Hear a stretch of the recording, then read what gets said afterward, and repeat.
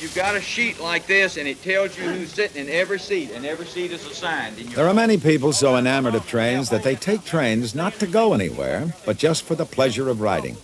Each year, the North Alabama Railroad Club sponsors an all-day excursion on a Norfolk Southern steam train. Seats are always sold out, and there's even competition for a chance to work on the engine. Bill Hayslip is a deputy sheriff, and he loves trains so much that he volunteers on his day off for the dirtiest job in railroading, apprentice fireman. I've studied steam engines just about all my life. I guess I was born about 30 or 40 years too late. There's something about a steam locomotive, railroads, it's just romantic. The steam engine kind of has its own personality. It's like a lady. You have to treat it just right.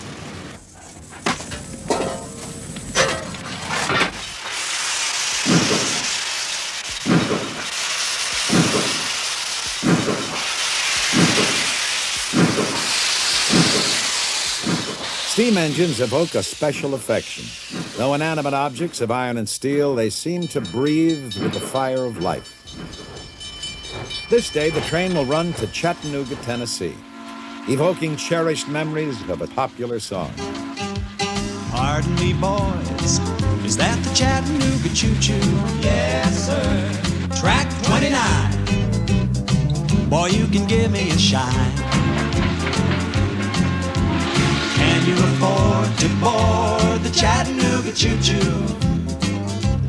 I got my fare and just a trifle to spare.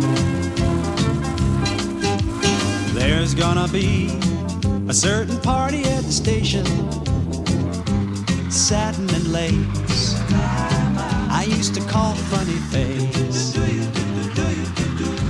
She's gonna cry until I tell her that I'll never roam. So Chattanooga choo-choo, won't you choo-choo me home? Take me home. I've often wondered if I was maybe one of those few people that had trains in my blood or something, you know. Some people have alcohol, I have trains. And I spend all day in Birmingham just to see the two trains go through town. My wife thinks that's crazy, but you know, it's a thrill for me.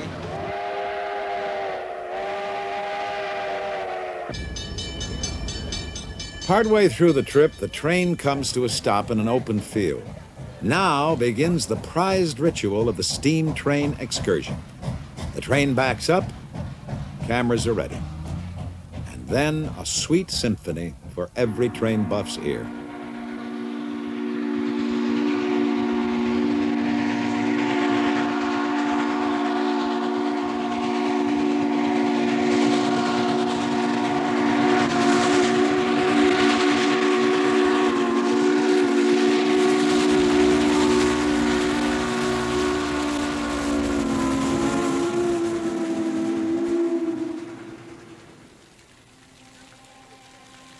The train station in Chattanooga has been transformed into an entertainment center.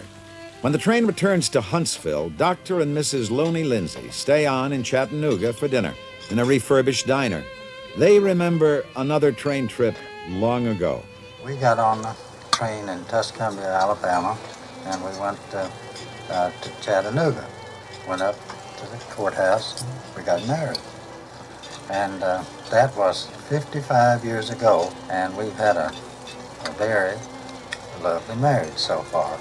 And here 55 years later, we do that same stunt over again. The most popular rooms at the Choo Choo Hilton Hotel are old train cars, a nostalgic setting for recapturing fond memories.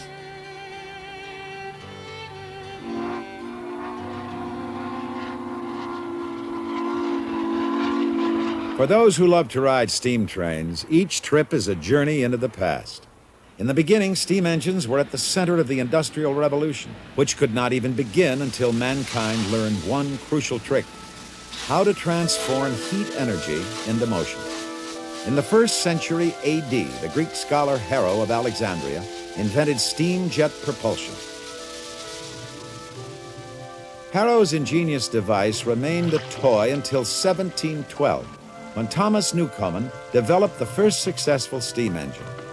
Newcomen's engine was used to pump water out of coal mines.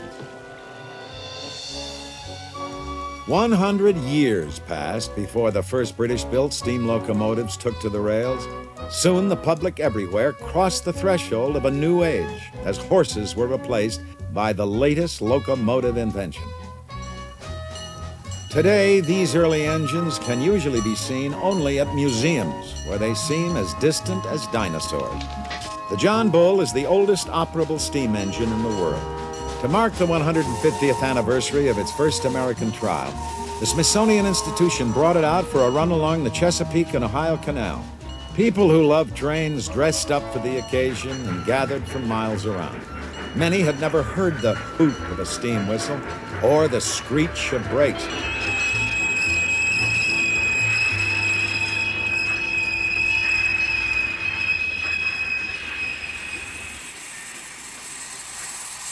Nostalgia for those seemingly innocent days of American history is very much alive today.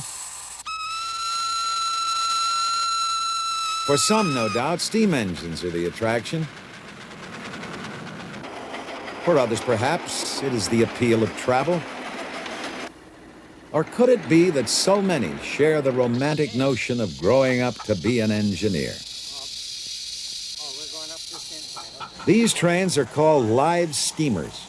Seymour Johnson loves trains so much that he donated land and equipment for a miniature railroad at his home in Montecito, California. I think in my case, in the case of a lot of people, you kind of grew up with them as toys, and these are pretty big toys, but I started building this particular engine in 1947, and I completed it in 1951, and that's why I have the numbers on the side, 4751, to remind me of the time.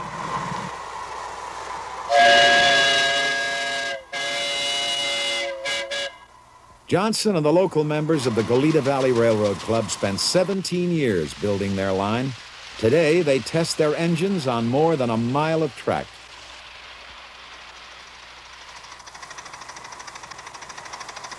There's something nostalgic about steam engines now, of course, but the thing is, a steam locomotive is live. The engine talks to you when you're running it. You can feel what it's doing. It tells you I'm working too hard or I'm taking it easy. You can hear it in the stack. You can hear it in the sound of the blower and the sound of the fire. They got steam engines that are over 100 years old that continue to run. Once a year, Johnson and the club host a 3-day meet that attracts model owners from all over the country. Each engine is custom built, representing thousands of hours of meticulous machining. And as in real life, the engineers discover that steam engines can be cantankerous beasts, capable of fighting back.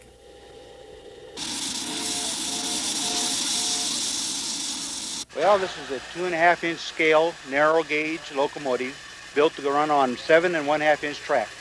We're trying to duplicate exactly the kind of engine that the Colorado and Southern used back in the years of 1890 through 1936.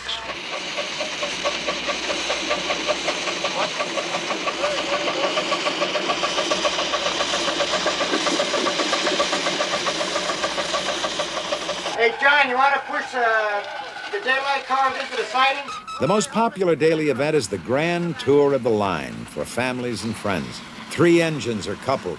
Together, they are pulling 6 tons of engines, cars, and passengers. We now have 14 cars. Mostly they're freight car type because people are way out of scale. This train is 1/8 full size, but people aren't. So if you put them in a passenger car, you can't put a roof on. But if you put them in a freight car, the sky's the limit. Many of those who build and enjoy riding live steamers can still recall the old days when steam engines ruled the rails. The halcyon days of steam and rail began after World War I. The big boy of the 1940s was driven by 4 pistons that powered 16 drive wheels. It was the largest steam engine ever built and could pull a train 5 miles long.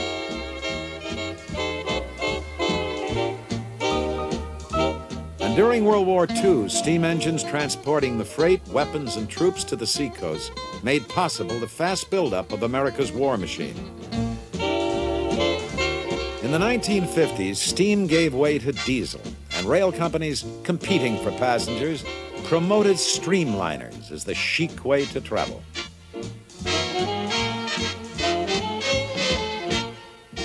But late in the decade, passengers shifted to automobiles and airplanes for long-distance travel, and trucks took over much of the freight. The low point came in the 1970s.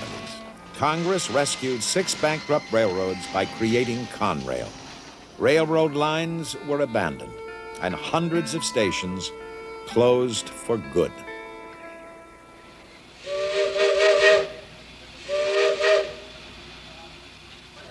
Although Americans seem to lose interest in passenger train travel, some countries maintained their trains as national treasures.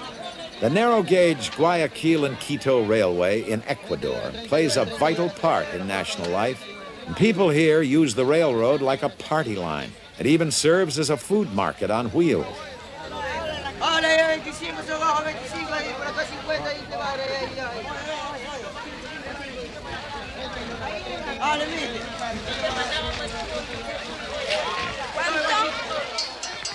Train buff and writer Carla Hunt has traveled throughout South America on trains. The Guayaquil to Quito run draws her back as the most exciting in South America. A train buff's dream, an American-built Baldwin engine, a relic from 1900, begins a 2-day climb from sea level to over 11,000 feet in the Andes. Passengers have a choice of 3 classes. Second class costs $1.60.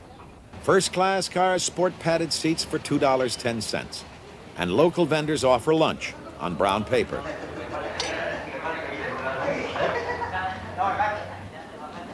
The affluent who ride deluxe get reserved seats and meal service. But some prefer the roof, where conductors seldom collect tickets.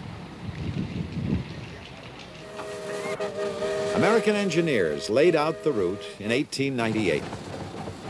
It took 10 years to cut the line from the sugarcane fields of the lowlands up over the Andes. When the train going up fails to meet the train coming down at the appointed siding, there's an unscheduled stop for a phone call to find out what happened to the other train. These trains, not only do they carry the people up and down, but they carry the mail. And every once in a while you see them with a medical prescription, a telex that might have come into Guayaquil but can't make it up between the two points. There's a telex facility at Riobamba, but between here and Riobamba there's absolutely nothing. The trains coming from Riobamba have problem in Guigra. One of the wheels of the machine was falling down off the track. And now we are going with this train to help the other train to ride to Guigra. Ah, fantastico. Derailments are common, but the speeds are slow and the accidents usually minor. As a bonus, amateur supervisors get a chance to see how, with a minimum of equipment, a derailed car can be coaxed back onto its track.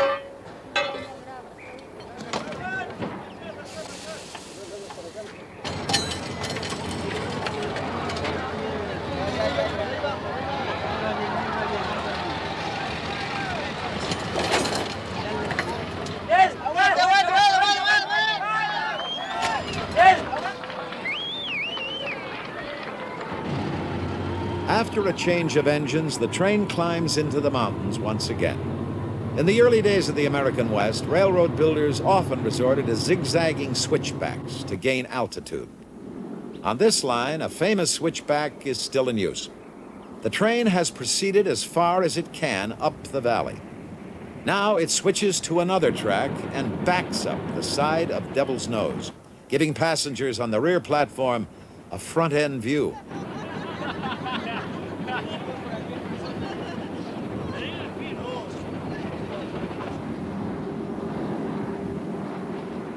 The train backs around the mountain, then switches again to climb higher.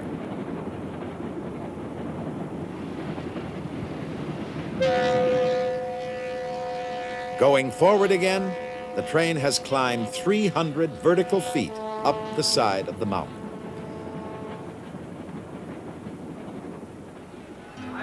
At the end of the first day, the train stops at Riobamba. For Carla Hunt, a visit to the market is a fascinating feature of the trip. People come from miles around to sell and buy. You see things in this market you won't see anywhere else in Latin America. But more than anything else, I like to wander around and look at all those beautiful faces.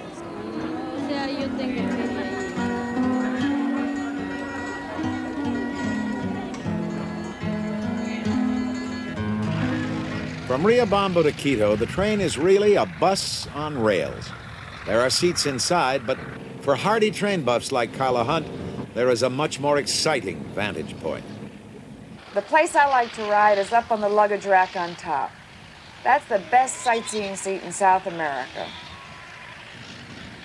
To go through the mountains and to climb over the two ranges of the Andes, to go through the beautiful upland villages, with all the wild changes of weather en route, there's nothing in the world like it. Clouds shroud the peaks of the Andes as the line climbs high through cuts in the mountains, and then descends to Ecuador's capital, the Spanish colonial city of Quito, to bring to an end one of the world's most extraordinary train rides. In the United States, another spectacular train ride inspired one train buff to take dramatic action. The line from Durango to Silverton, Colorado was threatened with abandonment in 1960. Charles Bradshaw Jr., a Florida citrus grower, rescued it in 1981. Like many a town in the Old West, Durango was created by a railroad. The Denver and Rio Grande chose the site, laid out the streets, and sold lots around the depot.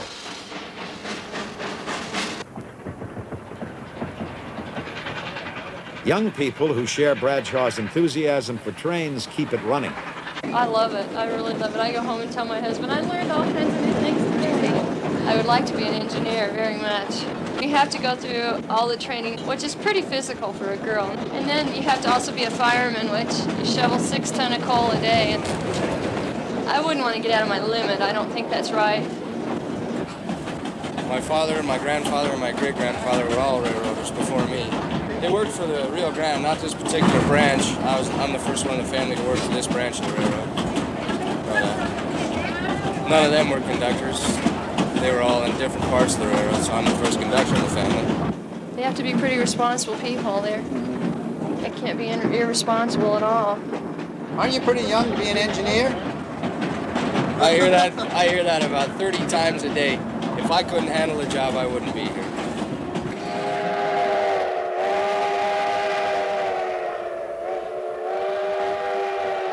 Silverton is only 45 miles from Durango, but to get there, the train must climb almost 3,000 feet. In the 1870s, huge discoveries of ore were made in the mountains surrounding Silverton. But there was no economical way to get the ore out. The railroad made the mines profitable. The ore is now removed by truck. The traffic has changed, but the town still prospers, mining tourist dollars.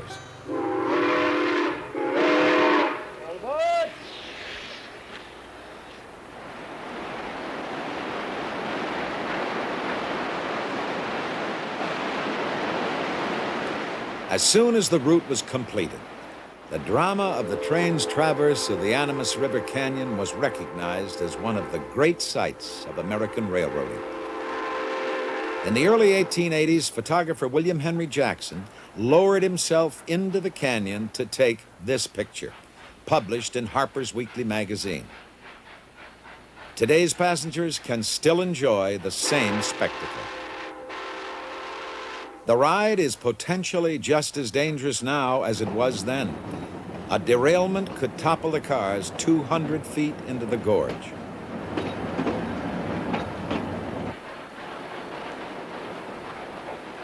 An extraordinary train run has been preserved because of the dedication of one man and the delight that more than 100,000 people a year take in supporting the line.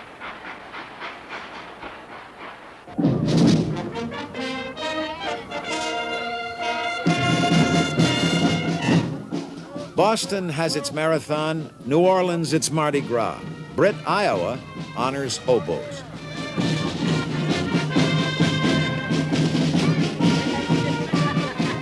Once a year, this small town invites hobos from all over the country to drop by for a visit.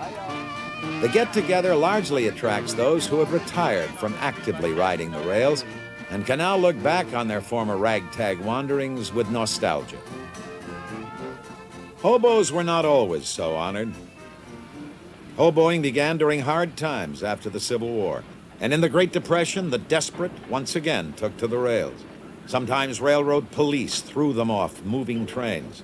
Others jumped rather than face the reception they received when caught crossing state lines.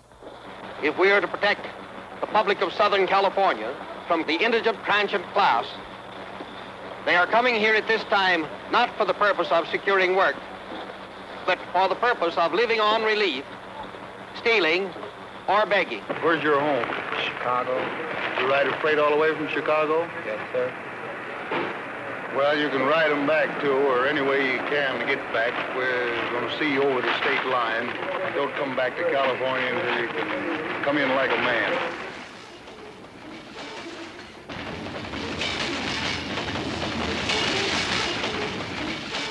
Hobo camps are called jungles, and life in them has always been hard. But in Britt, Iowa, the jungle is a place to renew friendships and swap stories. 78. Yes. Yeah. I remember you. Remember that bad? It was. And now, wait a minute. Every year you get older, you have a special privilege. Every year you will get a little bit better at forgetting. Yes, I am there already. Hobos are known most often by their nicknames. Steam Train was first elected Hobo King in 1973. We got a young goat here, and it's going to be some pretty tender eating when we get him all browned up here. Yes, sir. We have some of the best music and some of the best food you ever sit down to. Was you good gal when my train left the shed? Where was you, honey, when the train left the shed? Standing on my front steps, wishing I was dead. Time has reversed these hobos' roles. Once they were outcasts. Now, Brit youngsters look up to them as knights of the open road who seem to have lived in a mythological age. That's my name. Say it. That's your name? Well, this is mine. Mountain Dew. I was talking to the hobo queen, and she says, "Would you like to be hobo?" And I said, "Sure." And I go, "How do you be hobo?" And she says, "Well, she pulled out this kind of perfume stuff or whatever it is, and she goes, I acquire you the prince, hobo prince," and she put some on my forehead, so I'm a hobo prince. And my name is Beer Belly Bob. I started out when I was about 16 and had 12 years on and off, different places, working irrigation ditches up in Washington, or cutting pulpwood in New York, doing lifeguard work down in Miami Beach, working gypsum plant in Yuma, Arizona, washing dishes in California, different stuff like that. Worked in the coal mines, but they give me a day shift, and when I went in, it was dark. When I come out, it was dark, and I worked there 2 weeks. I told them when they put windows in there, I come back to work. How long did you hobo, from when to when? About, 1931 to 38, something like that. What satisfaction of being free. Being free in other words, not have to count to anybody for your actions. As the sun sets, the hobos gather around a fire, and balladeers recall the hard days of Depression time.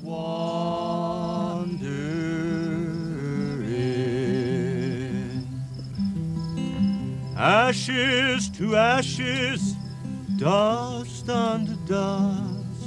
If the railroad doesn't get you, then the bread lines must. And it looks like I'm never gonna cease my wandering.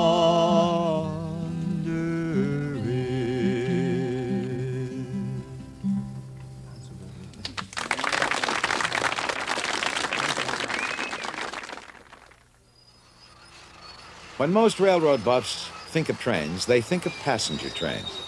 But many of those most devoted to trains have found their life work with the railroads.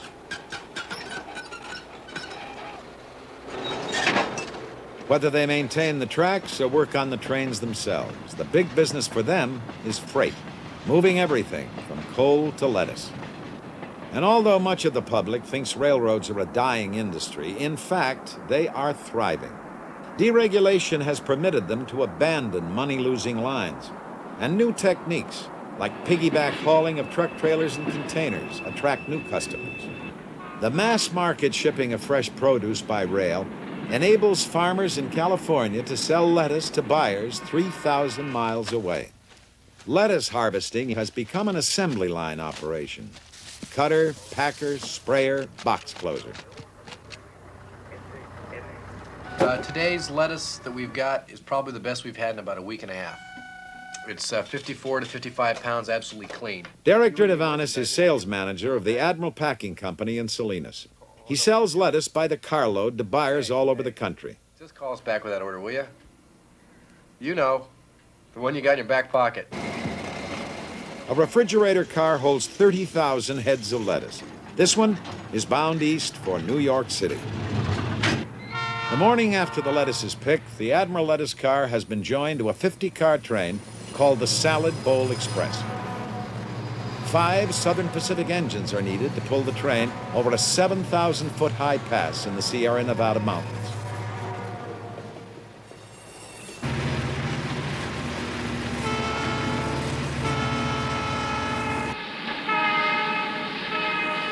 The route climbs toward Donner Pass.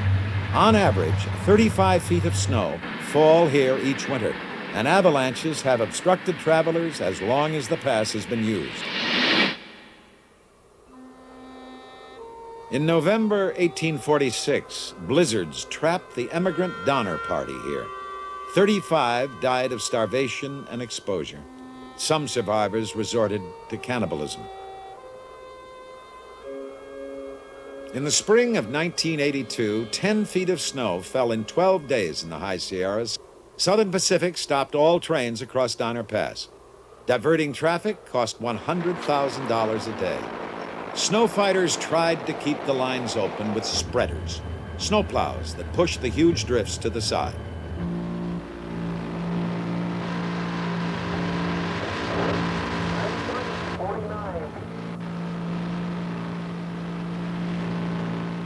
But when the snow drifts too deep, spreaders stall, and the pushing wings collapse.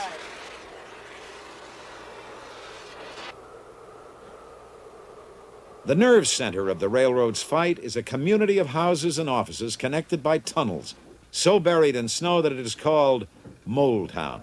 Here, 100 men and women work day and night. That's P. Norton, operator. Everything's in the clear of the number 2. How about the rotary? Rotary's in the clear of the number 2. Okay, bring it. Management calls for its ultimate snow fighting machine, rotary plows that can dig through almost any accumulation of snow. Okay, Sandy. That light engine's being held right now. The rotary is going on down to the other end of the site.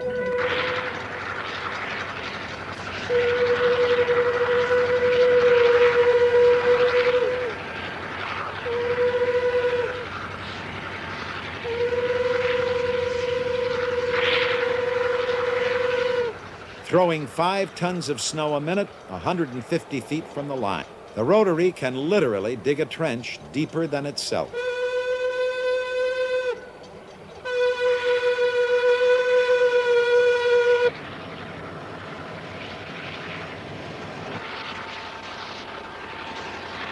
As one rotary chews toward the top of the pass from the west, another struggles up from the east.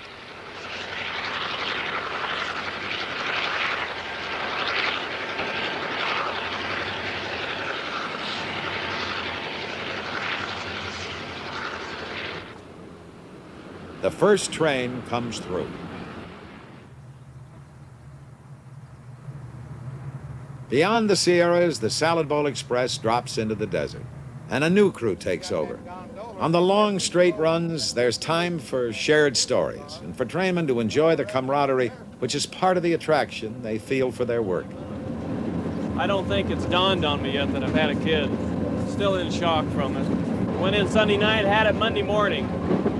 Last couple days been pretty busy for me. I was lucky. Generally, the railroad doesn't allow you to be in town. They keep you away from home quite often. So I was pretty lucky to be home when it happened. In 1950, I was on a high-speed perishable train, and a passenger train came out of a side track in front of us. We hit him head-on about 52 miles an hour. The engineer on the other train was killed. I'm very lucky to be here. Ain't that scared me?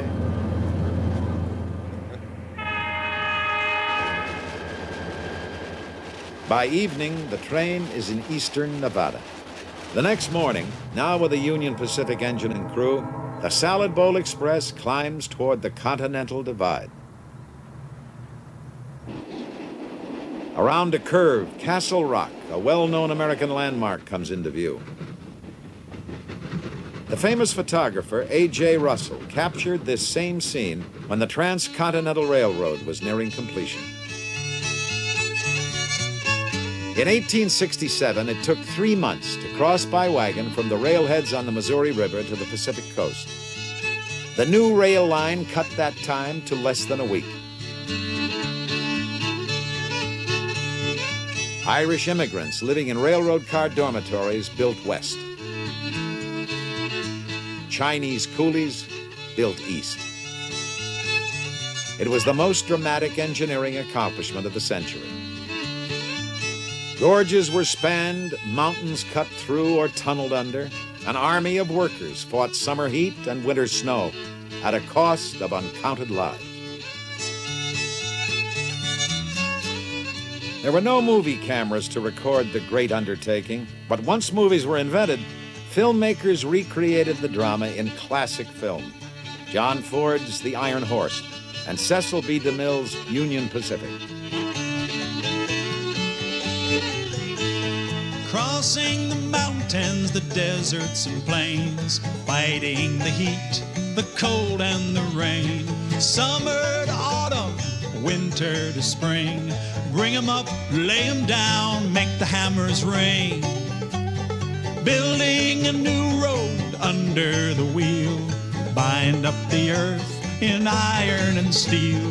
Working east, working west, we're building our way on bad food, hard liquor, and $1 a day. It was a day of national celebration when the two lines met at Promontory, Utah. A.J. Russell recorded the scene in what is perhaps the most famous photograph in American history. And in 1924, when John Ford recreated the scene for his film, he based the action on the photograph, complete with a still photographer to pose the crowd.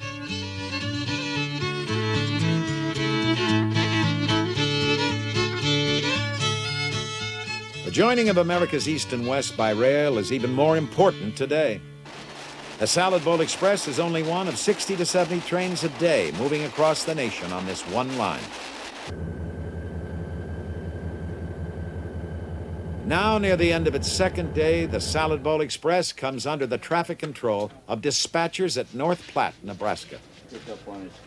Here, 3 men per shift control every train on the 245 miles of track diagrammed on the walls. They decide which trains get priority on the lines. The Salad Bowl Express is rushed along. Midnight, the Salad Bowl Express arrives at North Platte. Some cars will be sent south and eastward on other lines. Other cars will be added. The freight cars are pushed up a hump and separated. Gravity powers them down the slope. The tracks divide again and again.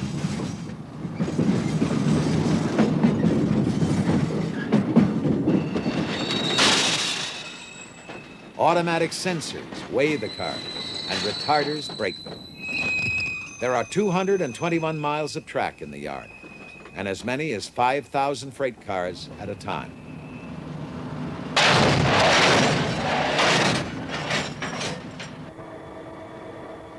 By 4 a.m., a new train has been made up.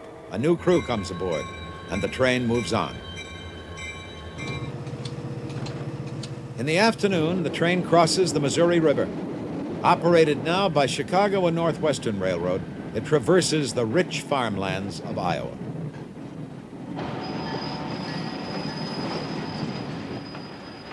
The next morning, the train is in Chicago.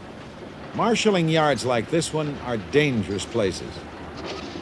You have to watch for cars coming from both directions. There could be debris sticking out of a car. Try not to get caught in a situation where you have trains moving at high speed in both directions on each side of you.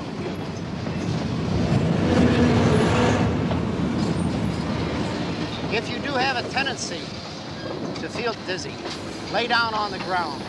You could reel under the car. Despite railroad emphasis on safety, there is an average of 15 deaths and 6,700 injuries to American rail yard workers each year. Danger for railroaders comes not only from the trains themselves. In the early days, desperados like Jesse James, Butch Cassidy, and the Sundance Kid held up trains in the lonely plains and mountains of the West. Today, trains are most often attacked as they pass through depressed areas in big cities. We had one conductor, they got in with a gun and robbed him at Park Manor. And there's just a few things that we go through out here. Everybody thinks we got such a swell job.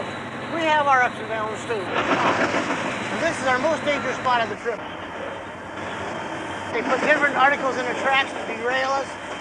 They put old tires so they'll break the air hoses in two. They'll throw beer bottles, anything they can get their hands on. We've been shot at. They shot at me 5 times through the caboose windows. I got pictures of the hole. It was either a 38 or a 45 because it put big holes in the plexiglass. Sometimes they do it to rob the train. They break us in two to rob us so they can take things off with it. And on the cabooses they have this plastic glass. Yeah, I know all about it. He's gonna throw. No, he's not either. Oh, we go through this every day. It's nothing new to us. The many dedicated men and women who are drawn to railroad work also live with the danger that goes with the job. The Salad Bowl Express rolls through the heartland of the industrial Middle West.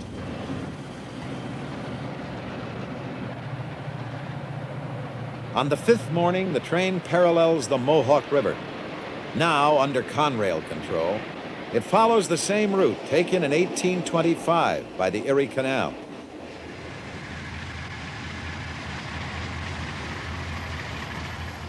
Early on the 6th morning, the Salad Bowl Express arrives at its destination in the Bronx.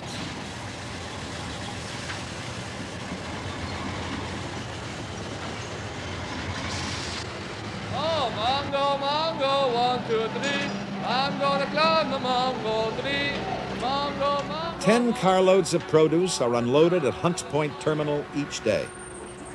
The carload of lettuce from Salinas has been bought by the Armata family, wholesalers who in turn sell to markets and restaurants. Beautiful box of lettuce. And as my father would say, it talks to you. As soon as you open up the box. It has been 7 days since the lettuce was picked. It took 4 railroads and the involvement of 1,000 men and women to move it across the country. 500,000 people work for the railroads in the United States. In one sense, theirs is just a job, but it is an essential job. Moving the grain, steel, coal, automobiles, perishables, even the lettuce for a PTA luncheon in Baldwin, Long Island. Traditionally, little boys were given model trains for Christmas, and captured by a dream, many grew up wanting to become an engineer. The reality today is not far different. For a new class of 23 engineers, the Long Island Railroad had 2,000 applicants to choose from. To get the train moving, I need the reverser and forward. This position. This is your throttle. Power 1 to 8th notch. I have 1 whistle. Dave Decker, senior instructor, has been an engineer for 14 years. Decker loves engineering and teaching, but the memory of train accidents in his past brings a special urgency to his teaching. Engineering used to be a man's job, But federal affirmative action guidelines give Vita Zamboli, a former secretary, an extraordinary opportunity to join an elite group of railroad employees. Where do we're on at? I can teach an engineer how to make the proper brake application and accelerate, decelerate. That's the easy part. My most difficult responsibility is to instill into an upcoming engineer that they have monumental responsibilities. There is no margin for error. Not when you're dealing with 1,600 people behind you. Hopefully, I can bring this across to these upcoming engineers. Are you relaxed? Little damp. All right. That's good. That means you got guts. If you're not nervous in here, there's something wrong.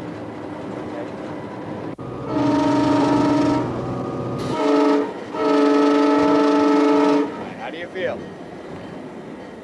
Think you're coming in strong? As she brings the train into a station, Vita must learn the right timing, how strongly to apply the brakes so as not to stop too soon or overrun the station. Okay. Now what you want to do is just bail off in the last second. No, not this. Go ahead, bail it off. Hold right there. Super. So you want that feel of this thing charging into the station, making your initial application and then your final application. You ever run a train before? Huh? Never? You did a heck of a job. What do you think? What do you feel? Feel that this is going to be your occupation or what? Yes. Yes. I'm sure it's going to take a while, but I will get the feeling of bringing a train in. But there are going to be times in your career when you're going to run across a grade crossing accident. But traveling along at 65, a car comes around the gate or through the gates, it's not a thing you can do. You hope you give pre-warning or a warning whistle and a warning bell before you get to that crossing, or ample. You'll search your soul to know whether you did it or not. It's not just the glory of running over the road and say, I always wanted to be an engineer. Now I have that, is that you have to take that responsibility. If her engineering career follows the norm, Vita will face 500,000 road crossings in the next 25 years. If she is never involved in an accident, passengers who ride her trains will have no reason to learn her name.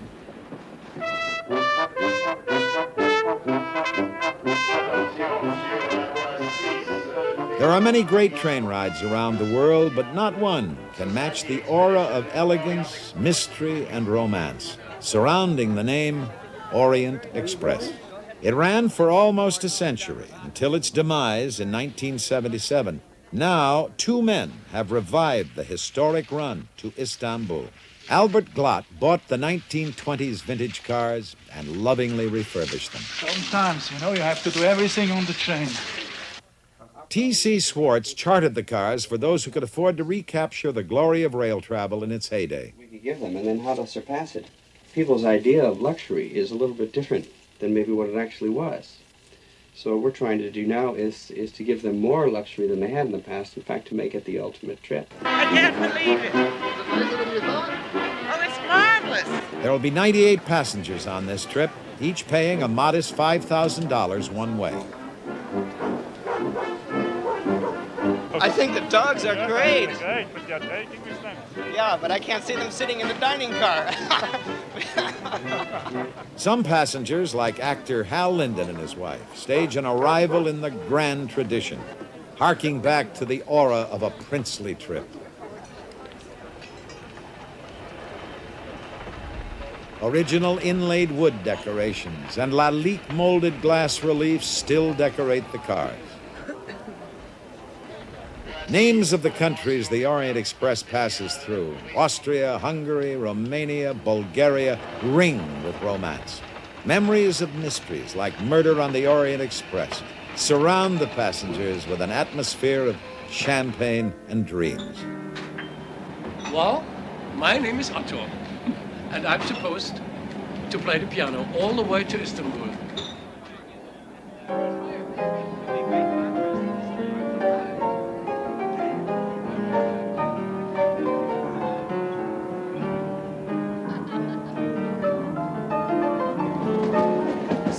like everything that's wonderful about the world is going away, and the trains are one of those things.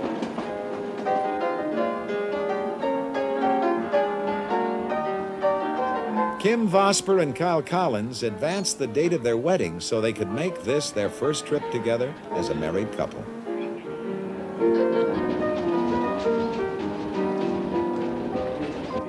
For bourgeois travelers, meals in an aristocratic French style. The ultimate temptation for those who count calories.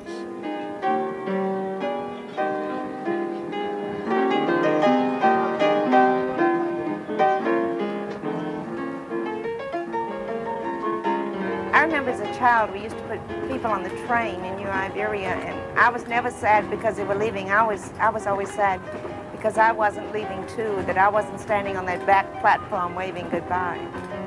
I think I was 6 or 7 when I took my first train ride. From that time on, I think I fell in love with trains, and when I heard that you could spend 4.5 days on a train, that sold me on this trip. The train cruises Europe like an ocean liner. Gypsies play, as they did on the first run of the Orient Express. In the evenings, there are gala 7-course dinners. And occasionally, the train waits as passengers are bussed to the entertainment. A champagne tasting at the 150-year-old cave of Mum's Winery in France. And just as on its maiden voyage, there is a festive reception in Budapest.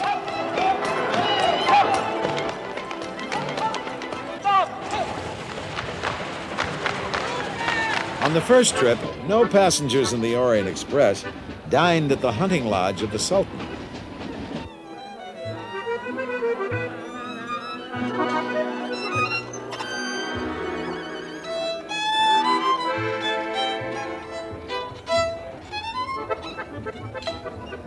It is an express journey to the sun.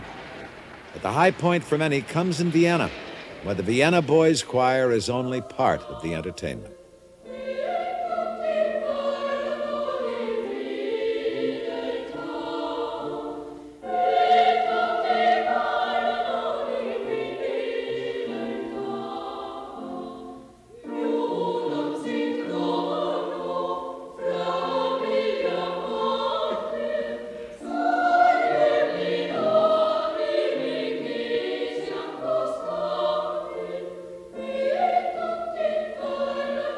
Protocol prevented the Austrian royal family from receiving plebeian passengers of the first Orient Express. Now, the Pallavicini Palace is theirs for the evening.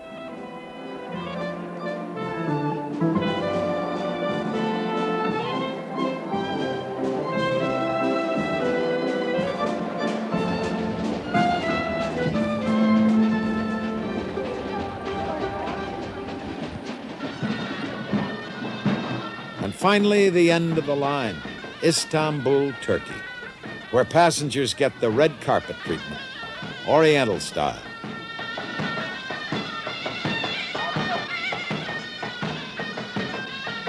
For the 98 passengers of the Orient Express, the trip will remain an extraordinary adventure into the romance of rails.